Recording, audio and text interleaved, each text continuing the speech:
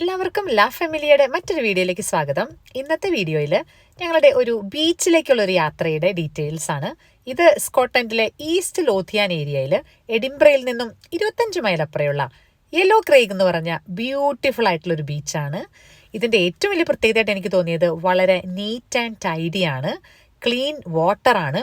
അതുകൊണ്ട് കുട്ടികളെ കൊണ്ടൊക്കെ ഒരു ദിവസം പോയി വെൽ സ്പെൻഡ് ചെയ്യാൻ പറ്റിയ നല്ല ഒരു സ്പോട്ടാണ് yellow Craig beach. Yellow Craig ബീച്ചിൽ നിന്നും നമുക്ക് ദൂരെ കാണുന്ന ഒരു ലൈറ്റ് ഹൗസ് ഉണ്ട്. അതുള്ളത് ഫിഡ്ര ഐലൻഡിലാണ്. പിന്നെ yellow Craig beach is known for it's dramatic cliffs and rock formation.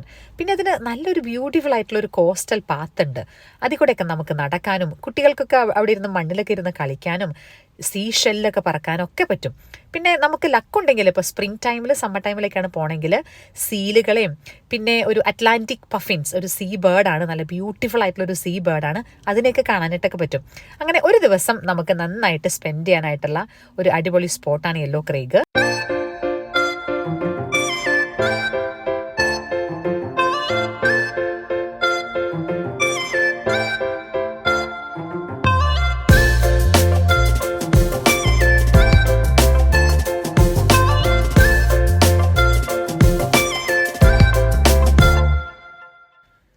Yellow Craig ബീച്ചിൽ പോയാലുള്ള മറ്റൊരു അഡ്വാൻറ്റേജ് എന്ന് പറയുന്നത് അതിനോട് തന്നെ തൊട്ടടുത്ത് തന്നെ ഒരു പ്ലേ ഏരിയയും കൂടിയുണ്ട്.